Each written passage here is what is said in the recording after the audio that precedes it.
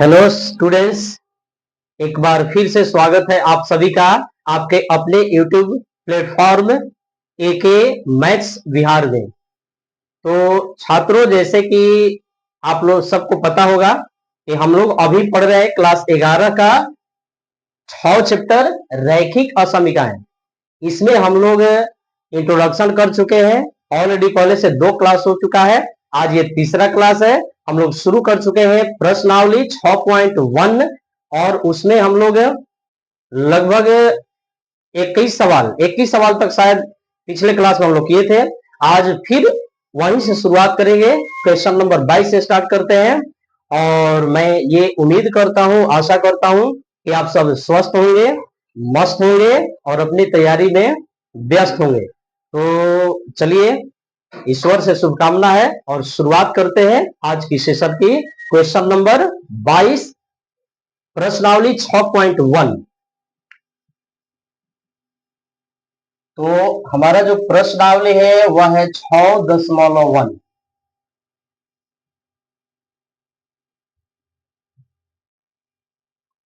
प्रश्नावली 6.1 और गणित संख्या है 22। हम लोग 21 तक कर चुके थे, 22 क्वेश्चन करें। किसी पाठ्यक्रम में किसी पाठ्यक्रम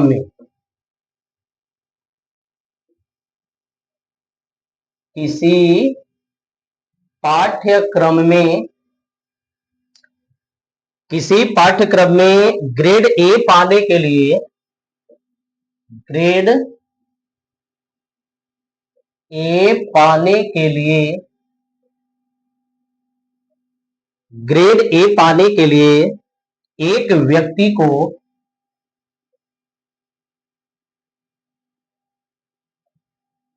एक व्यक्ति को सभी 5 परीक्षाओं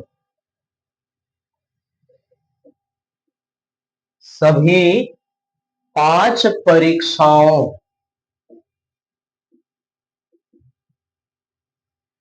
सभी 5 परीक्षाओं में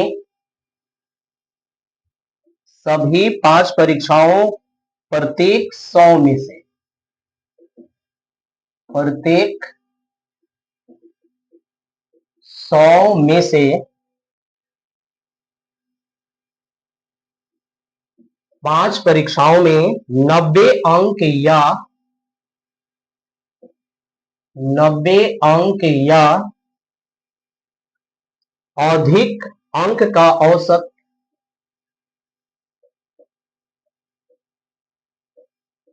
अधिक अंक का औसत प्राप्त करना चाहिए। प्राप्त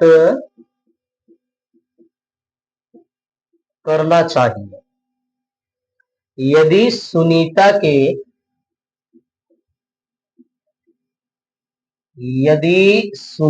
के प्रथम 4 परीक्षाओं के प्रथम 4 परीक्षाओं के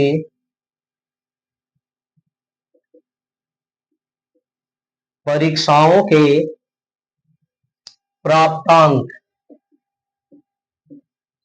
प्राप्तांक 87, 92, 94 और 95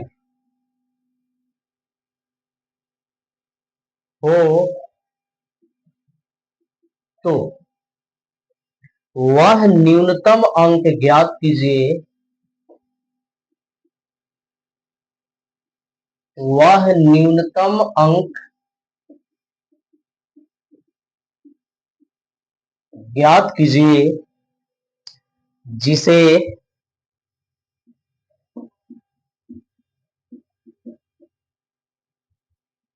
जिसे 5वीं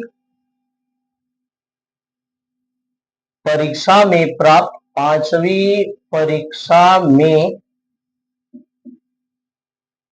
प्राप्त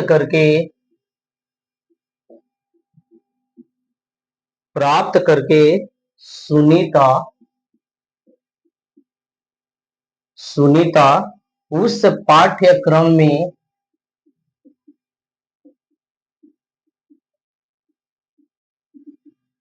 पाठ्यक्रम में ग्रेड ए पाएगी। ग्रेड ए पाएगी।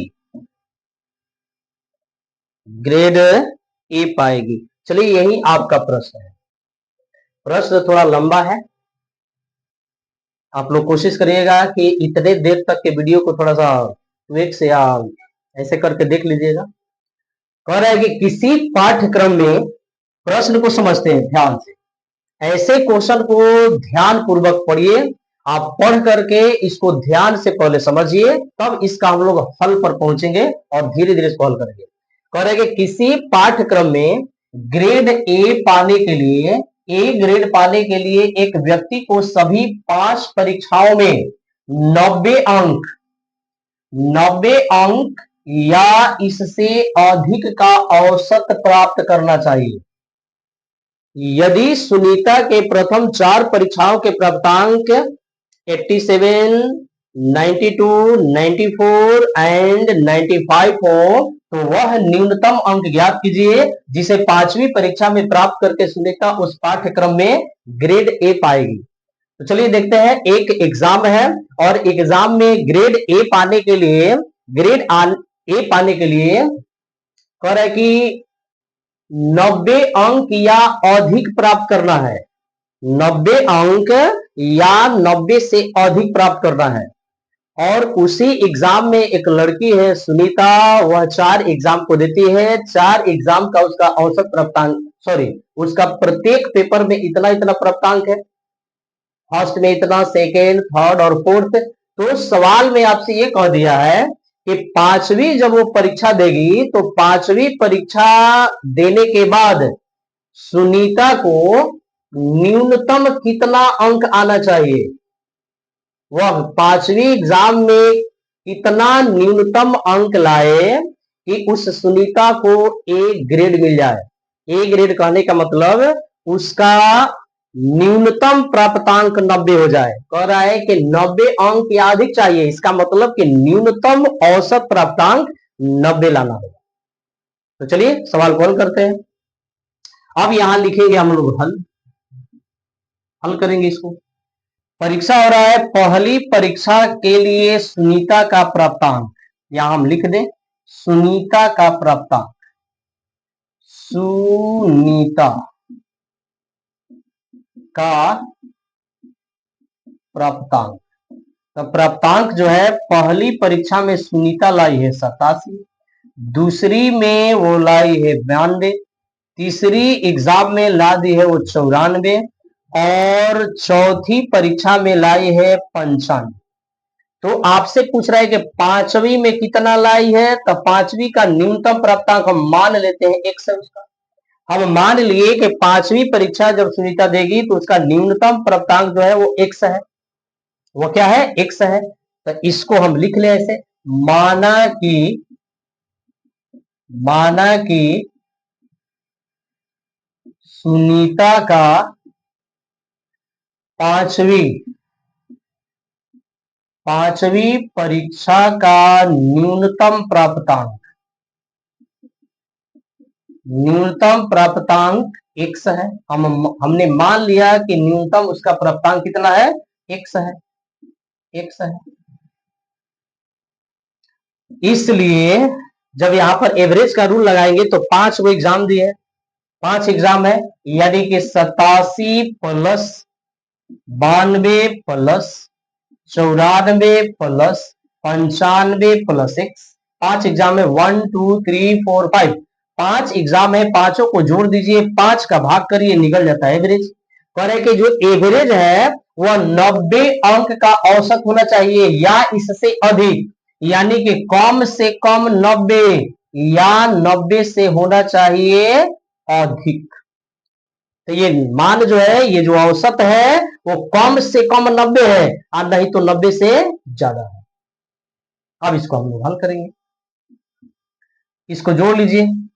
5 4 9, 9 2 11, 11 और 7 18 होता है, 18 हो गया।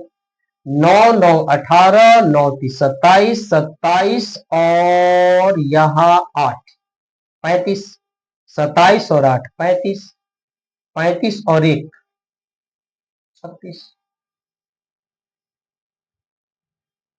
देखिए फिर से जोड़िए इसको। 9 9 2 11, 11 7 18 का 8 हासिल 1 हो गया। 9 9 18, 9 27, 27 और 8 35, 35 एक हासिल 36 और लस का एक बटा में हो गया 5, ग्रेटर देन और इक्वल 90। इसको बाई क्रॉस करिए तो ये हो गया 368 प्लस एक्स ग्रेटर देन और इक्वल 9 5 45, 450। या इसको आगे हल करेंगे तो एक्स ग्रेटर देन और इक्वल 450, इसको भेज दीजिए राइट में। अब माइनस का 368, अब इसको आप घटा लीजिए, इसको घटाइए, देखिए कहीं जोड़ो ठीक ठाक है, ऐड ठीक है। 7 2 9, 9 4 13, 13 5 18, 87 92 94 95, 87 92 94 95 और एक्स। चलिए आगे बढ़ते हैं, आगे बढ़े। अब देखिए इसको करिए, एक्स ग्रेटर देन और इक्वल, अब इसमें से इसको घटा दीजिए तो कितना आ रहा है,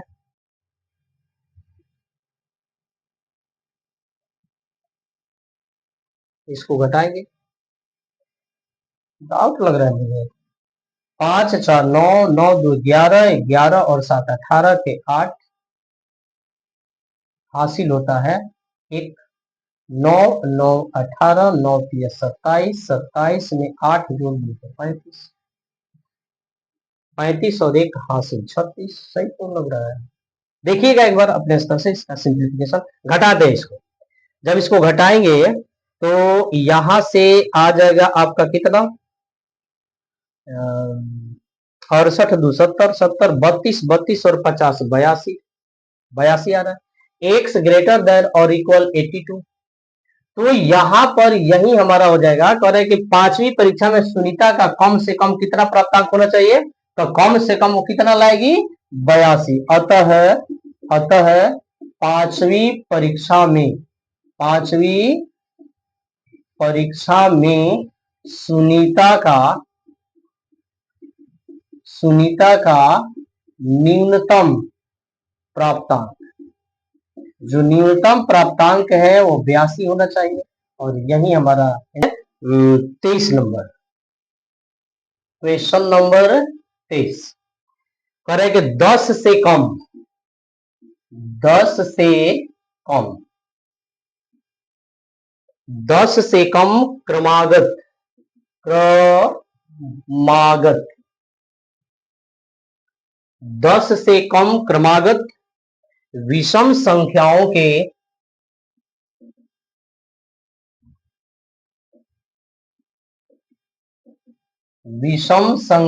के ऐसे युग्म ज्ञात कीजिए, ऐसे युग्म ज्ञात कीजिए जिनके योगफल, जिनके योगफल, जिनके योगफल 11 से अधिक हो, 11 से अधिक हो, जिनके योगफल 11 से अधिक हो। देखिए सवाल बहुत ही खूबसूरत है, करें कि 10 से कम ऐसे, 10 से कम क्रमागत विषम संख्याओं के ऐसे युग्म ज्ञात कीजिए।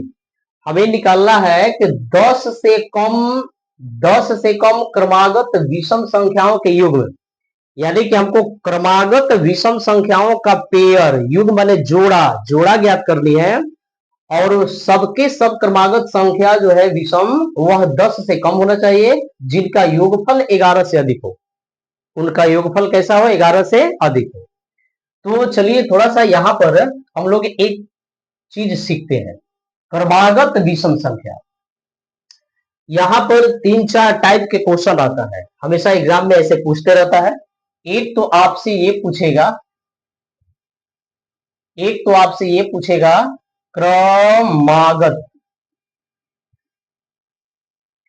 क्रमागत क्रमागत प्राकृत संख्याएं। यदि ऐसा प्रश्न ने कह दिया क्रमागत प्राकृत संख्याएं, यदि क्वेश्चन में ऐसा लिख दिया, तो प्राकृत संख्या हम जानते हैं कि प्राकृत संख्या का मतलब एकदम सीक्वेंस लगातार होती है, उनके बीच का अंतर एक का होता है, उसी को हम प्राकृत संख्या कहते हैं। प्राकृत संख्याओं के बीच का केवल एक अंतर होता है।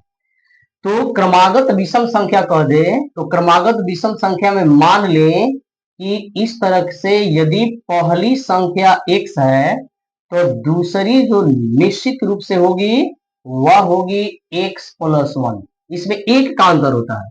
यदि पहली हम प्राकृत संख्या मान ले एक, क्रमागत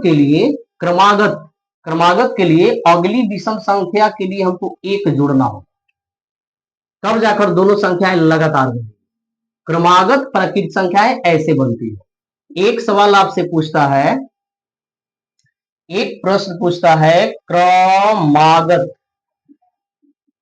जैसे ये क्रमागत विषम संख्याएं, क्वेश्चन में कभी ये रहता है क्रमागत विषम संख्याएं। यहां भी दो कंडीशन बनेंगे, यदि क्रम से लेना है तो यदि हम पहली विषम संख्या मान ले x, यहां पर पहली प्राकृत x थी, अगली के लिए 1 जोड़ा गया। यहां पर पहली विषम संख्या x है तो अगली के लिए हम जानते हैं कि विषम संख्या की स्टार्टिंग 1 से हो जाती है, 1 3 5, इनके बीच का अंतर जो है 2 का है।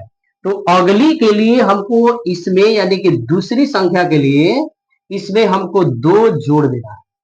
इस तरीके से हम बनाते हैं क्रमागत विषम संख्या।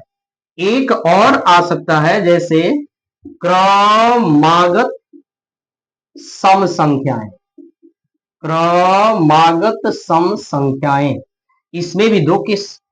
पहली संख्या यदि मान ले एक से यदि सम है तो ठीक इसकी अगली सम संख्या x + 2 होगी, क्योंकि सम संख्याओं के बीच भी 2 का अंतर होता है। तो चलिए यहां यही सेटिंग करेंगे हम लोग।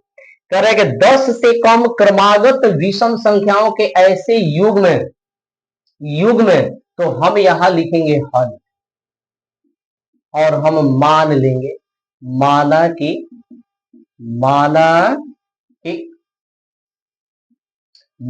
कि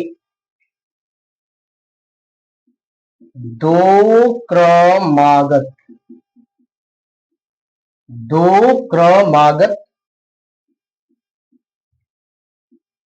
विषम संख्याएं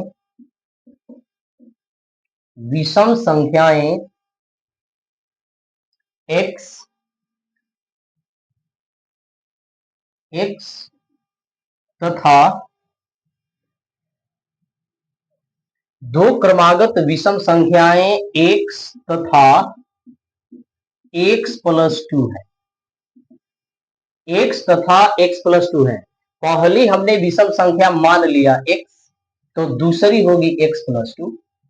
अब हम चलेंगे अकॉर्डिंग टू क्वेश्चन। प्रश्न कर रहा है कि 10 से कम, ये दोनों संख्याएं 10 से कम है, इसका मतलब कि x < 10 एंड x + 2 < 10, ये दोनों संख्याएं 10 से कम है।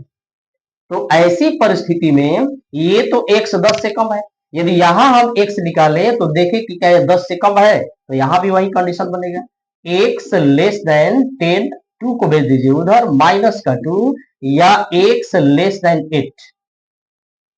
x का जो मान है 8 से यहां कम आ गया, x का मान यहां 10 से कम है। अब अगला शर्त जो प्रश्न है कह रहे हैं कि जिनका योगफल 11 से अधिक हो, दोनों दोनों ये विषम प्रकृत संख्या को यदि जोड़ दें, इन दोनों विषम संख्याओं को जोड़ दें हम, तो जोड़ने के बाद इनका योगफल कह रहा है कि 11 से अधिक होनी चाहिए। अब दोनों को जोड़ लीजिए आप। अब यहां पर दोनों को जोड़ेंगे, x प्लस एक्स हो गई पहली विषम संख्या, दूसरी है x प्लस 2, तो दूसरी को भी जोड़ लीजिए। अब कह रहे हैं कि इनका योगफल 11 से अधिक हो, ग्रेटर देन 11, जिनका योगफल 11 से अधिक हो। अब इसको हल कर लीजिए, x x जोड़ेंगे 2x प्लस का 2 ग्रेटर देन 11, यहां से 2 को भेज दीजिए राइट में, 2x ग्रेटर देन 11 माइनस का 2, या 2x ग्रेटर देन 9, या x ग्रेटर देन 9/2। x का जो मान आ गया यहां पर आ गया 9/2 से बड़ा, यानी कि ये जो पहली प्राकृत संख्या यहां पर आती है, यहां पर शर्त आ गया कि 9/2 से बड़ी होनी चाहिए, 9/2 से बड़ी। यहां कह रहा है कि 8 से छोटी। अब आप बताइए कि इन दोनों, यदि हम शर्त को देखें, दोनों कंडीशन को देखें, तो यहां से प्राकृत संख्याओं का हम पेयर बना लें। अब हम पेयर ऐसे बनाएंगे, लिखेंगे कि अतः अतः x लेस देन 8 तथा x ग्रेटर देन 9/2, यानी x लेस देन 8 और x ग्रेटर देन 9/2, वो संख्या 8 से छोटी होनी चाहिए, 8 से छोटी होनी चाहिए, 9/2 से बड़ी। 9/2 का मतलब हो गया 4.5, 4.5 बड़ी होनी चाहिए, 8 से छोटी होनी चाहिए। इसलिए x के संभावित मान कितने, कौन कौन हो सकते हैं? x के संभावित मान, तो यहां हम x का मान अब रखेंगे, x का मान 4.5 से अधिक और वो भी विषम होना चाहिए, तो 4.5 से अधिक विषम, तो 4.5 से बड़ी विषम प्राकृत संख्या तो 5 होगी। अब इसके बाद वाली संख्या, तो इसके बाद वाली 5 के ठीक बाद वाली संख्या तो 7 होगी। अब इसके बाद हम नहीं जा सकते क्योंकि 7 के बाद अगली विषम 9 आती है, यहां इसकी इजाजत नहीं है। यदि हम इसको भी देखें तो x लेस देन क्या होनी चाहिए, 10।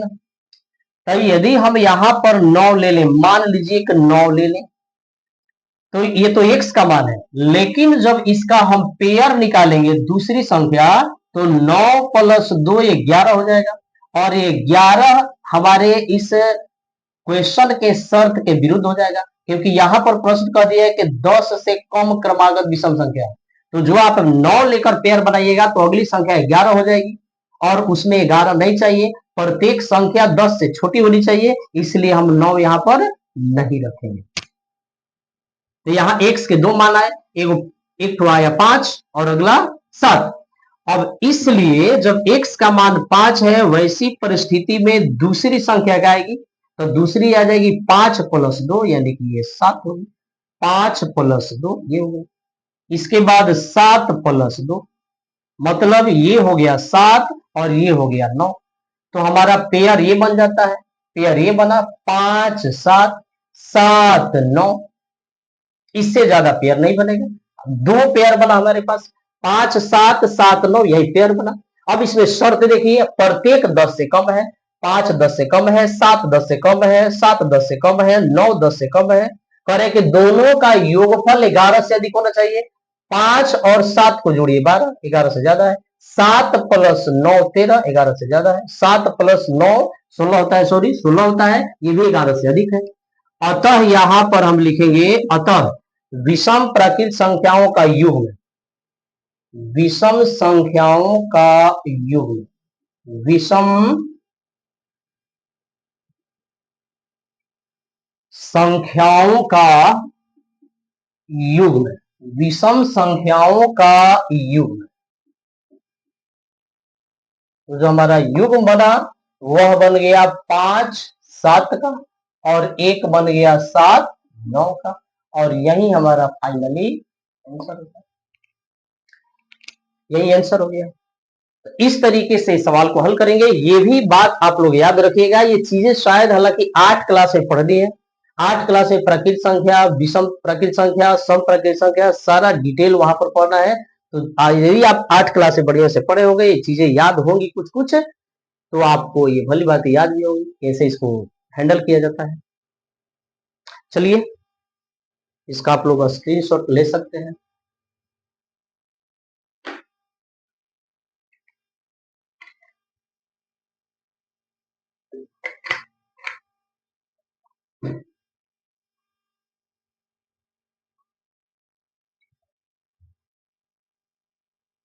चलिए क्वेश्चन नंबर आगे चलते हैं 24 24 की। Question number 24।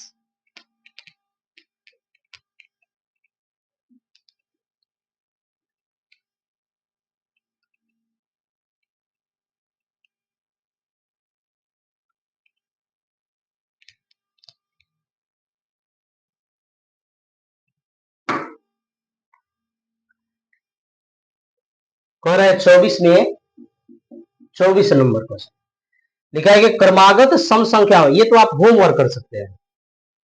क्रमागत सम संख्याओं के ऐसे युग्म ज्ञात कीजिए जिनमें से प्रत्येक 5 से बड़े हो तथा उनका योग 23 से कम हो। ये एकदम होमवर्क हो सकता है, वो बहुत तेज जैसा है। करे क्रमागत सम संख्या के ऐसे युग्म ज्ञात कीजिए जिनमें से प्रत्येक 5 से बड़े हो तथा उनका योगफल 23 से कम हो। बिल्कुल आप होमवर्क करिए। सवाल नंबर 24 को आप करिए होमवर्क। 23 में 23 में सम संख्याओं का थी, विषम संख्याओं का जिक्र था, और 24 में सम संख्याओं का जिक्र है। वही तरीका वही यहां भी मान लेंगे कि सम संख्याएं, माना कि दो सम संख्याएं x और x प्लस 2 है। शर्त आपका वही है जिनमें से प्रत्येक 5 से बड़े हो और उनका योगफल 23 से कम हो। तो एक बार आप कोशिश करिएगा तो बन जाएगा। फिर भी मैं सोचता हूं कि बनाएंगे। चलिए बना ही देते हैं। कह रहा है कि क्रमागत सम संख्याओं के ऐसे युग्म ज्ञात कीजिए। क्रमागत क्रमागत सम संख्याओं के ऐसे युग्म ज्ञात कीजिए जिनमें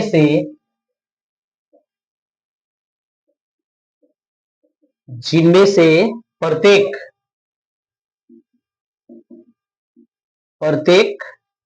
5 से बड़े हो,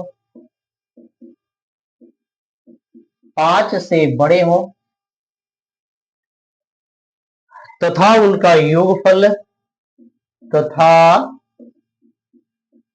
उनका योगफल 23 से कम हो। 23 से कम हो। 23 से कम हो। चलिए तो अब इसको हम हल करेंगे यहां से। बस वही तरीका,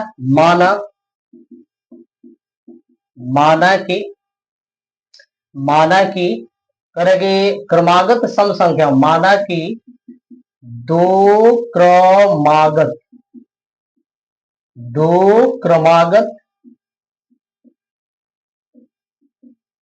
सम संख्याएं x तथा x प्लस 2 है। प्रश्न के अनुसार कह रहा है अकॉर्डिंग टू क्वेश्चन कि जिनमें से प्रत्येक 5 से कम हो, यानी कि x लेस देन 5 तथा x plus 2 less than 5, x plus 2 less than 5, ये शर्त आ गया। प्रत्येक 5 से बड़े हो x greater than 5, x plus 2 greater than 5। प्रत्येक 5 से बड़े हो x greater than 5, x plus 2 greater than 5 तथा उनका योगफल 23 से कम हो, तथा उनका योगफल 23 से कम हो, यानी कि x+2 योगफल 23 से कम हो, 23 से कम हो। चलिए आगे बढ़ते हैं, इसको हल करिए। तो हल करेंगे तो यहां हो गया 2x+2 लेस देन 23, यहां पर 2x लेस देन 23 माइनस का 2, आगे बढ़ेंगे 2x लेस देन 21 या x लेस देन 21/2। 21/2 का मतलब हो गया ये 10.5 है, 10.5। अब हमको पेयर बनानी है, कह रहा है कि हमारी संख्या कितनी होनी चाहिए, तो संख्या जो है वह प्रत्येक 5 से बड़ी, यदि यहां हम x का मान निकाल दें तो यहां x का यदि मान निकालें तो x ग्रेटर देन 3 आएगा, जो गलत होगा। प्रत्येक 5 से बड़ी हो तो हम इसको लेकर चलेंगे, प्रत्येक 5 से बड़ी यानी x का मान 5 से अधिक होना चाहिए, और वही x 10.5 से कम होना चाहिए। तो 5 से बड़ी और 10.5 से कम हमें सम संख्याओं का पेयर बनानी है, ऐसी सम संख्याओं का जोड़ा जो 5 से ज्यादा हो और 10.5 से कम हो, यानी 21/2 मतलब 10.5 से कम। तो बनाइए, अतः लिखेंगे इसलिए x ग्रेटर देन 5 तथा x लेस देन 21/2 के शर्त अनुसार x के संभावित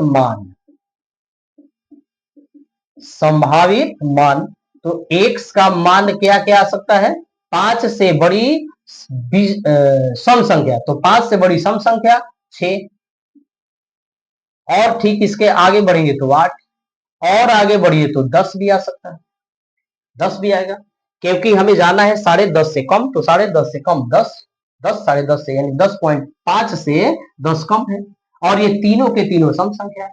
अगली निकालने के लिए x+2 करेंगे, यानी कि हम जोड़ेंगे 6 में 2, हम जोड़ेंगे 8 में 2, हम जोड़ेंगे 10 में 2, तो यहां से रिजल्ट जो मिलेगा वो आपका हो जाएगा कितना, तो यहां से ये हो जाएगा 8, ये हो जाएगा 10 और ये हो जाएगा 12। अब यहां से पेयर बनता है, अतः सम संख्याओं का युग्म, सम संख्याओं का युग्म, तो युग्म क्या बना, 6 8 का, 6 8, 8 10, 8 10, और एक बनेगा एंड तथा एक और बनेगा 10 12 का, 10,12, और यही हमारा हो गया आंसर, ये जोड़ा है।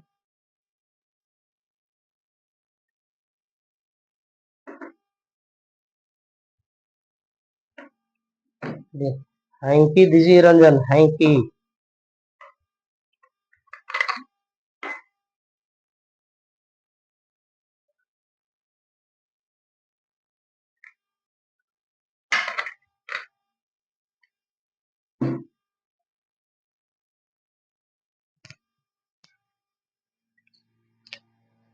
अरे बस,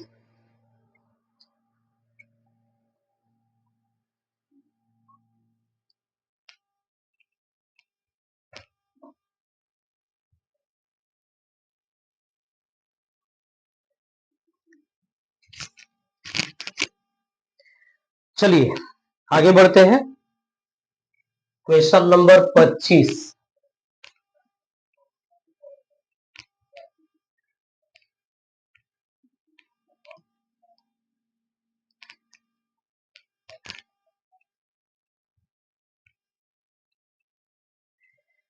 क्वेश्चन नंबर 25 देखिए, अब हम प्रश्न को लिखेंगे नहीं, आपके पास यदि बुक होगा तो इसको देखिएगा, थोड़ा सा भी थोड़ा सा 2-4 लाइन का है, देखिए हम इसको पढ़ते हैं। 25 कह रहा है, 25 ये कह रहा है कि एक त्रिभुज की सबसे बड़ी भुजा, एक त्रिभुज की सबसे बड़ी भुजा, एक त्रिभुज की सबसे बड़ी भुजा, नहीं लिखने पर अच्छा भी नहीं लगता, तो चलिए इसको थोड़ा सा 1 मिनट टाइम देकर लिख लेते हैं। एक त्रिभुज, एक त्रिभुज की सबसे बड़ी भुजा,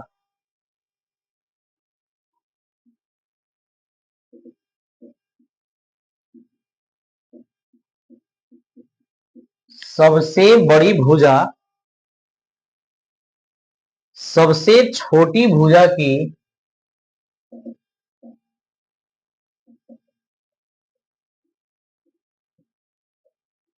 सबसे छोटी भुजा की 3 गुनी है।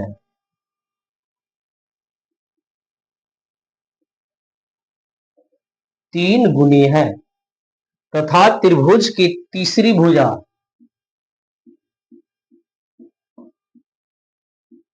तथा त्रिभुज की तीसरी भुजा सबसे बड़ी भुजा से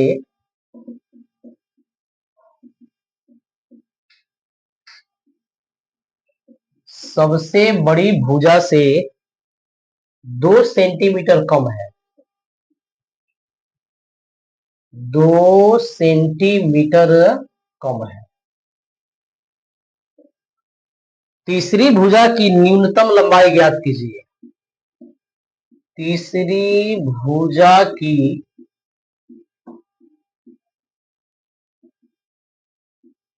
न्यूनतम लंबाई ज्ञात कीजिए।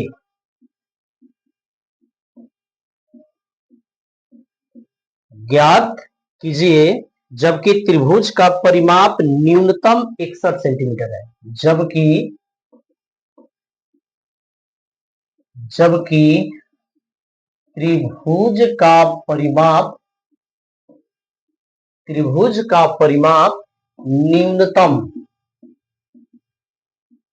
न्यूनतम 61 सेंटीमीटर है। ये हमारा प्रश्न है। चलिए इस प्रश्न को पढ़ते हैं, बहुत ही खूबसूरत सवाल ये भी है।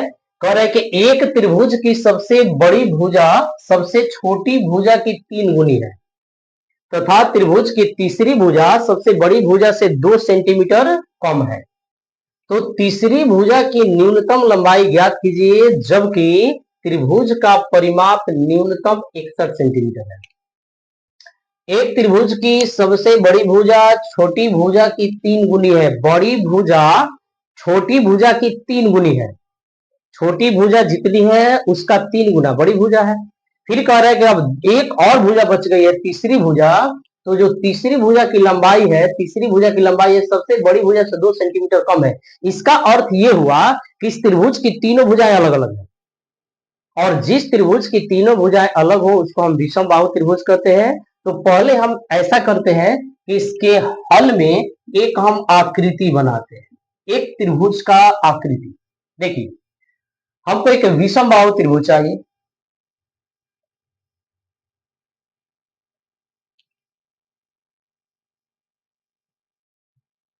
हमने ले लिया कि विषम बाहु त्रिभुज, नाम दे देते हैं इसका ए बी सी। अब चलिए प्रश्न को पढ़िए। कह रहे कि एक त्रिभुज की सबसे बड़ी भुजा सबसे छोटी भुजा की 3 गुनी है। ये ए बी सबसे छोटी है, इसको मान लेते हैं कि 1 सेंटीमीटर है। सबसे बड़ी भुजा बीसी है, छोटी भुजा की 3 गुनी है। छोटी भुजा x है तो बड़ी भुजा 3 गुनी मतलब 3x सेंटीमीटर, यही तो होगा। इसके बाद कह रहे हैं कि त्रिभुज की तीसरी भुजा, तो तीसरी भुजा ऐसी बच गई है। तीसरी भुजा बड़ी भुजा से 2 सेंटीमीटर कम है। तीसरी भुजा बड़ी भुजा से 2 सेंटीमीटर, तो बड़ी कितनी है 3x। अब इसका जो मान है बड़ी भुजा से 2 सेंटीमीटर कम है। हो गया त्रिभुज की तीनों भुजा। कम है, तो तीसरी भुजा की न्यूनतम लंबाई ज्ञात कर दी है। तीसरी भुजा की न्यूनतम लंबाई ज्ञात कीजिए, जबकि त्रिभुज का परिमाप न्यूनतम 61 सेंटीमीटर, न्यूनतम 61 सेंटीमीटर है। तो हम इसको ऐसे लिखें लैंग्वेज में, माना कि त्रिभुज की सबसे छोटी भुजा, सबसे छोटी भुजा की लंबाई, भुजा की लंबाई, त्रिभुज की सबसे छोटी भुजा की लंबाई हम मान लेते हैं x सेंटीमीटर। हमने मान लिया x, इसलिए सबसे बड़ी भुजा की लंबाई, सबसे बड़ी भुजा की लंबाई, तो जो सबसे बड़ी भुजा की लंबाई होगी छोटी की 3 गुनी, यानी कि 3x सेंटीमीटर।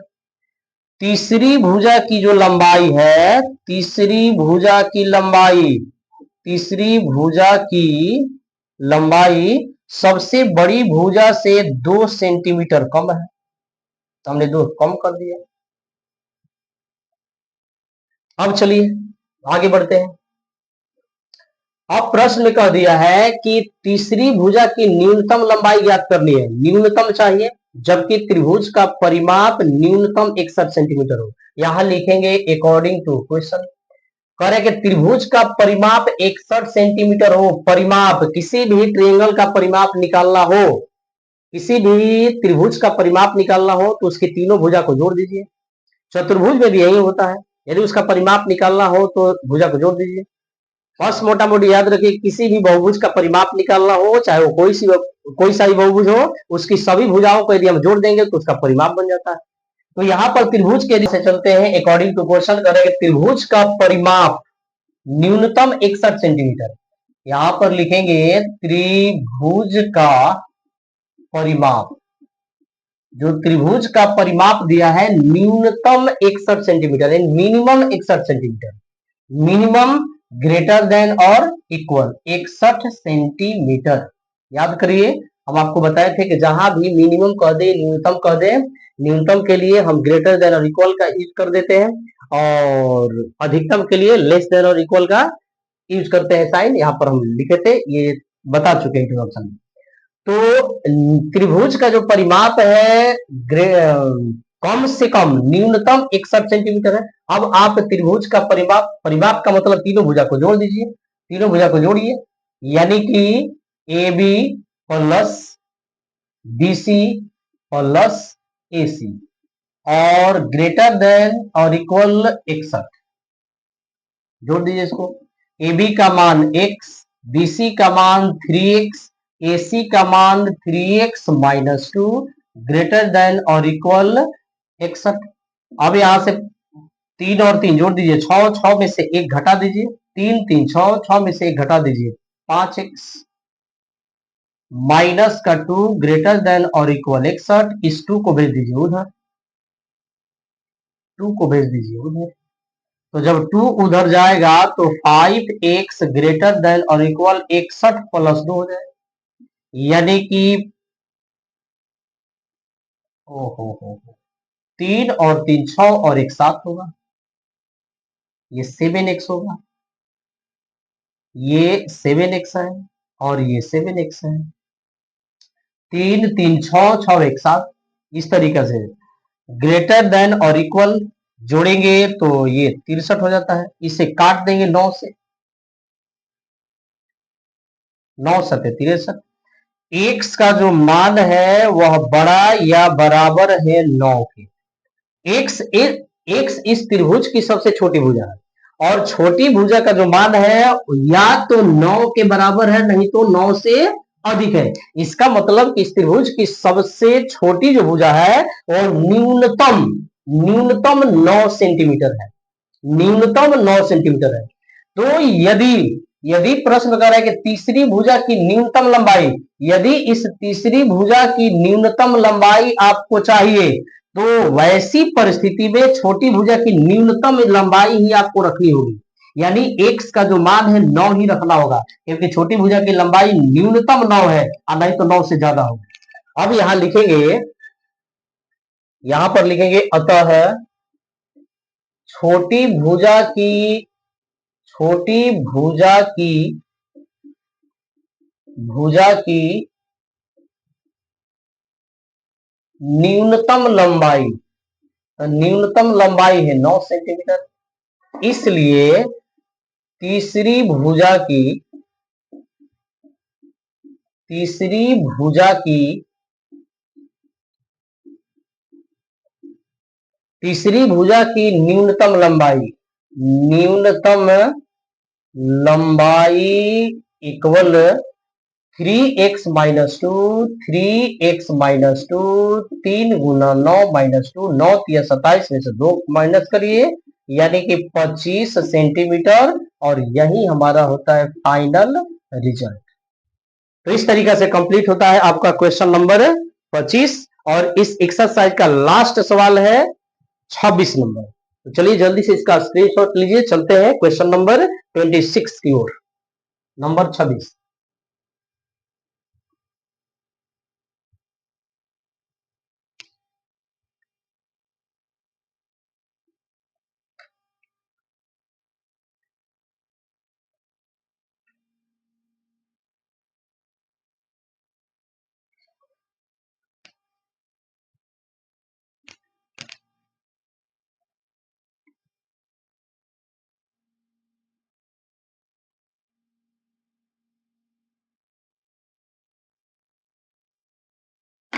चलिए प्रश्न संख्या 26 है। एक व्यक्ति 26 एक व्यक्ति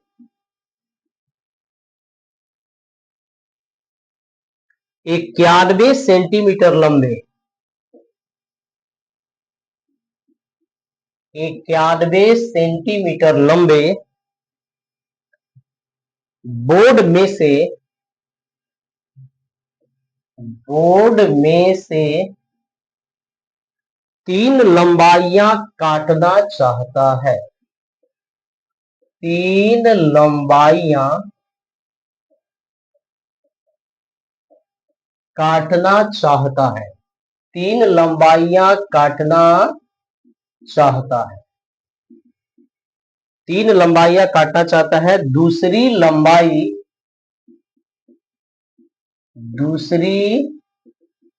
लंबाई सबसे छोटी लंबाई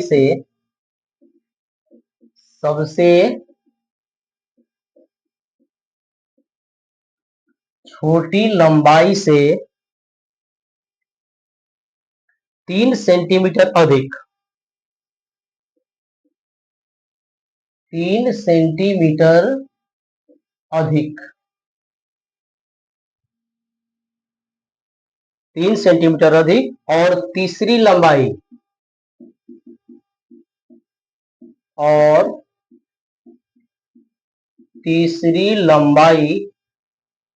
सबसे छोटी लंबाई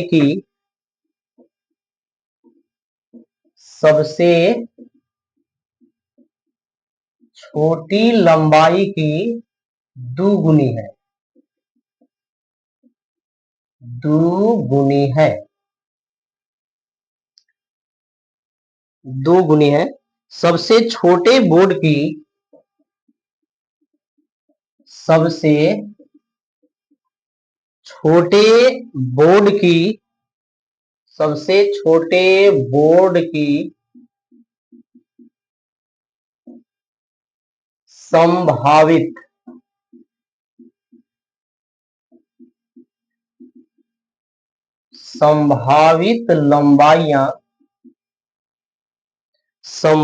लंबाइयां क्या हैं?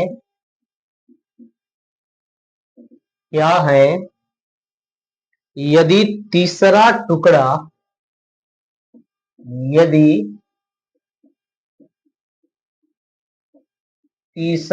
टुकड़ा दूसरे टुकड़े से दूसरे टुकड़े से कम से कम 5 सेंटीमीटर अधिक लंबा हो। 5 सेंटीमीटर अधिक लंबा हो। अधिक लंबा हो। ये भी सवाल बहुत सुंदर है। देखिए, कह रहे कि एक व्यक्ति 91 सेंटीमीटर लंबे बोर्ड में से 3 लंबाइयां काटना चाहता है। एक व्यक्ति है, उसके पास 91 सेंटीमीटर लंबा बोर्ड है, उसमें से वो 3 लंबाई काट कर चाहता है कि हम निकाल दें। 91 सेंटीमीटर लंबा बोर्ड है, 3 लंबाइयां काटना चाहता है। किस तरीके से काटता है? कह रहे कि दूसरी लंबाई सबसे छोटी लंबाई से 3 सेंटीमीटर अधिक है। तो ऐसा करते हैं कि हम एक बोर्ड बनाते हैं, इसका लिखेंगे हल, और ये रहा 91 सेंटीमीटर लंबा बोर्ड। हम मान लें कि ये बोर्ड है, और इस बोर्ड की जो लंबाई है, इस बोर्ड की जो लंबाई है, मान लेते हैं 91 सेंटीमीटर, यही बोर्ड है जो 91 सेंटीमीटर लंबा। इसमें से वो 3 लंबाई काटता है। 3 लंबाई, दूसरी लंबाई सबसे छोटी लंबाई से 3 सेंटीमीटर अधिक है। हम मान लें कि एक लंबाई ये हो गया, एक लंबाई यहां से हो गया, और एक लंबाई ये हो गया। 3 लंबाई है। नाम दे दे ए, बी, सी और डी। मान ले कि सबसे छोटा है, कह रहा है कि दूसरी लंबाई सबसे छोटी लंबाई से 3 सेंटीमीटर अधिक है। मान ले कि छोटी जो लंबाई है वह 1 सेंटीमीटर की है, और यही हमारी पहली लंबाई है, यही बोर्ड की पहली लंबाई है। इसको मान ले कि जो बीसी है वह दूसरी लंबाई है, बोर्ड की दूसरी लंबाई बीसी है, और कह रहे हैं कि दूसरी लंबाई सबसे छोटी लंबाई से 3 सेंटीमीटर अधिक है। तो छोटी एक्स है, तो दूसरी छोटी से 3 सेंटीमीटर अधिक है। इसका मतलब कि एक्स प्लस 3 सेंटीमीटर है। आगे बढ़िए। और तीसरी लंबाई सबसे छोटी लंबाई की दुगनी है, ये तीसरी है। सीडी जो है वह तीसरी बोर्ड की लंबाई है। यह लंबाई सबसे छोटी की 3 गुनी है। तीसरी लंबाई सबसे छोटी लंबाई की दुगनी है, तो दुगनी का मतलब है 2x। दुगनी का मतलब 2x। तीसरी लंबाई सबसे छोटी लंबाई की दुगनी है। दूसरी लंबाई सबसे छोटी लंबाई से 3 सेंटीमीटर अधिक है, और ये हमारा हो गया 91 सेंटीमीटर लंबा बोर्ड का ये 3 पार्ट कट कर लो। तो सवाल में कह रहा है कि सबसे छोटे बोर्ड की संभावित लंबाइयां क्या है, कितने पॉसिबल इसके लंबाई है, यदि तीसरा टुकड़ा दूसरे टुकड़े से कम 5 सेंटीमीटर अधिक है। तो यहां हम एक लाइन लिख देंगे, माना कि बोर्ड, माना कि सबसे छोटी लंबाई, बोर्ड की सबसे छोटी लंबाई, बोर्ड की सबसे छोटी लंबाई, हम मान लेते हैं कि जो बोर्ड है उसकी सबसे छोटी लंबाई 100 सेंटीमीटर है, 100 सेंटीमीटर है। इसलिए दूसरी टुकड़े की लंबाई कितनी हो जाएगी? दूसरी की जो लंबाई हो जाएगी वह x प्लस 3 सेंटीमीटर। जो तीसरे टुकड़े की लंबाई होगी वह होगी सबसे छोटी का दुगना, यानी कि 2x सेंटीमीटर। अब हम चलते हैं अकॉर्डिंग टू क्वेश्चन। अब चलते हैं according to question. According to question, प्रश्न कह रहा है कि दूसरे टुकड़े से कम 5 सेंटीमीटर अधिक हो तीसरा टुकड़ा की लंबाई। तीसरे टुकड़े की जो लंबाई है वह दूसरे टुकड़े से कम 5 सेंटीमीटर अधिक हो। तीसरे टुकड़े की लंबाई यानी कि ये तीसरे टुकड़े की जो लंबाई है, जो 2x का मान है, वो दूसरे टुकड़े से कम 5 सेंटीमीटर अधिक हो। कम से कम इसका मतलब ग्रेटर देन और इक्वल दूसरे टुकड़े से 5 सेंटीमीटर। x प्लस 3 इससे से कम 5 सेंटीमीटर अधिक है। ये बात आई समझ में? यहां पर फिर से चलिए, कह रहे हैं कि तीसरे टुकड़े की लंबाई दूसरे टुकड़े की लंबाई से कम 5 सेंटीमीटर अधिक है। 5 सेंटीमीटर अधिक है। अब इसको हल कर देंगे आप। आगे बढ़ते हैं। यहां से देखिए, ये 2x रहा, जेव कहते हो, 2x जेव कहते हो, ग्रेटर देन और इक्वल x, 3 में 5 को जोड़ दीजिए तो इधर हो जाएगा x प्लस 8। अब इस x को लाइए लेफ्ट साइड में, यानी कि 2x minus x greater than equal 8। इसको घटा दीजिए, x ग्रेटर देन और इक्वल हो गया 8। इसका मतलब है कि x का जो मान है, x का मान 8 के बराबर है या 8 से अधिक है। और ये x हमने मान रखा है सबसे छोटे टुकड़े की लंबाई। तो इस बोर्ड की सबसे छोटे टुकड़े यानी पहले टुकड़े की जो लंबाई है वो कम से कम 8 सेंटीमीटर है, और नहीं तो 8 से ज्यादा। अब ये कह रहा है कि सबसे छोटे टुकड़े की संभावित लंबाइयां ज्ञात करिए। अब चलते हैं। अब हम सवाल में एक और चीज देखते हैं कि जो बोर्ड है वो टोटल बोर्ड का लेंथ कितना है। तो लेंथ टोटल बोर्ड का है 91 सेंटीमीटर, और इसी बोर्ड से 3 लंबाइयां काटी गई है। गौर करिएगा जरा, इसी बोर्ड से हम 3 लंबाई काटे हैं। 91 सेंटीमीटर लंबा बोर्ड है, इसी बोर्ड से 3 लंबाई काटी गई है। तो या तो तीनों लंबाई का योगफल 91 सेंटीमीटर के बराबर होगा, या तीनों को जोड़ दे तो 91 सेंटीमीटर से कम होगा, क्योंकि तीनों लंबाइयां 91 सेंटीमीटर से ही काटी गई है। इस तीनों को जोड़ने पर कभी भी योगफल 91 सेंटीमीटर से ज्यादा नहीं आ सकता है, क्योंकि इसी 91 सेंटीमीटर के 3 टुकड़े किए गए हैं। यदि तीनों को जोड़ दे तो या तो 91 के बराबर होगा, नहीं तो 91 से कम होगा। तो इसी कंडीशन को लेकर चलते हैं। यहां लिखेंगे एक्स प्लस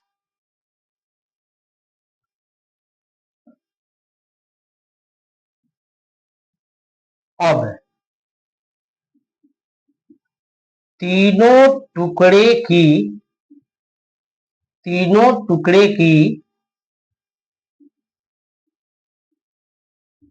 लंबाइयों का योग लेस देन और इक्वल 91 सेंटीमीटर। यदि हम तीनों टुकड़े की लंबाइयों को जोड़ दें तो वो जो योगफल होगा या तो 91 सेंटीमीटर के बराबर होगा या 91 सेंटीमीटर से कम होगा। तो तीनों टुकड़े की लंबाई को जोड़िए। यहां से लीजिए x प्लस, दूसरा है x प्लस 3, तीसरा है 2x, लेस देन और इक्वल 91। अब जोड़ लीजिए, जोड़िए इसको। यहां से x, 2x, 4x आ गया हमारा 4x, x 2x 4x plus का 3 लेस देन और इक्वल 91। आगे बढ़े तो यहां से 4x लेस देन और इक्वल 91, 3 को कर दीजिए राइट में, माइनस का 3, 91 में से 3 घटा दीजिए 88, यानी कि 4x का मान लेस देन 88 के बराबर, 2200 के x, 2200 के 88, यानी कि x लेस देन और इक्वल 22, x लेस देन और इक्वल 22। यहां पर x का कंडीशन आ गया कि छोटे टुकड़े की लंबाई या तो 22 सेंटीमीटर है या 22 सेंटीमीटर से कम है। ये कह रहा है कि छोटे टुकड़े की लंबाई या तो 8 सेंटीमीटर है या 8 सेंटीमीटर से अधिक है। इसका मतलब ये हुआ कि छोटे टुकड़े की जो लंबाई है वो कम से कम 22 सेंटीमीटर, सॉरी, कम से कम 8 सेंटीमीटर और अधिक से अधिक 22 सेंटीमीटर हो सकता है। छोटे टुकड़े की लंबाई कम से कम 8 सेंटीमीटर और अधिक से अधिक 22 सेंटीमीटर हो सकता है। अतः लिखेंगे, अतः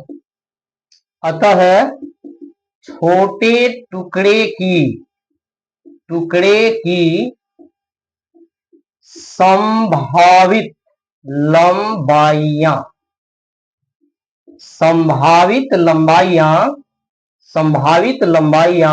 कितनी हो सकती है। तो 8 सेंटीमीटर, कम से कम 8 सेंटीमीटर और संभावित लंबाइयां, इसको ऐसे लिख दें,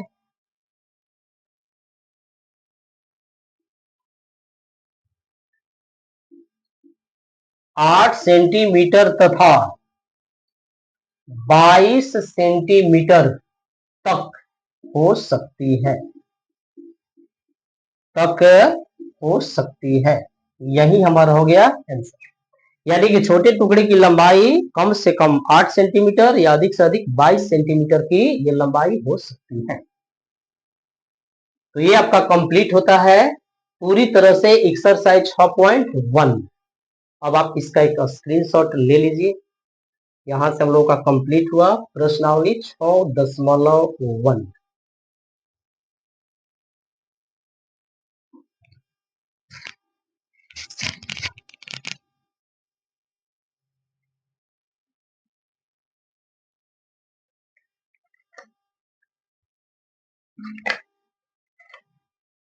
तो चलिए आज की क्लास हम यहीं पर क्लोज करते हैं और मिलेंगे हम लोग फिर अगले वीडियो में। यहीं से शुरू करेंगे। 6.1 आज हमारा समाप्त होता है। अगले वीडियो में नेक्स्ट हम जब मिलेंगे तो इसके बाद की बात करेंगे, यानी कि 6.2 की शुरुआत करेंगे। और 6.2 की शुरुआत के पहले हम लोग उसका थोड़ा सा फिर जानेंगे परिचय, क्योंकि वहां पर आएगा अब असमीकाओं का ग्राफीय हल। तो अब हम 6.1 में सीखने वाले हैं असमीकाओं का ग्राफीय हल। बहुत ही इंटरेस्टिंग हल है, बहुत मजेदार है, बहुत आसान है। तो आप लोग क्लास छोड़कर जाइएगा नहीं, पर डे बने रहिए हमारे साथ। और आप लोग को हम पहले ही बोल चुके हैं, आज भी बोलते हैं कि वीडियो कैसा लग रहा है और इसके बारे में आप लोग जरूर बताइए। लाइक जरूर करिए, कमेंट में जरूर लिखिए, कमेंट जरूर लिखिए कि वीडियो आपको कैसा लग रहा है। हम कमेंट हर रोज पढ़ते हैं, कमेंट को देखते हैं, मुझे पढ़कर अच्छा लगता है और मेरा मनोबल भी बढ़ता है। तो इसलिए आप लोग कमेंट करना नहीं भूलें, कमेंट जरूर करें।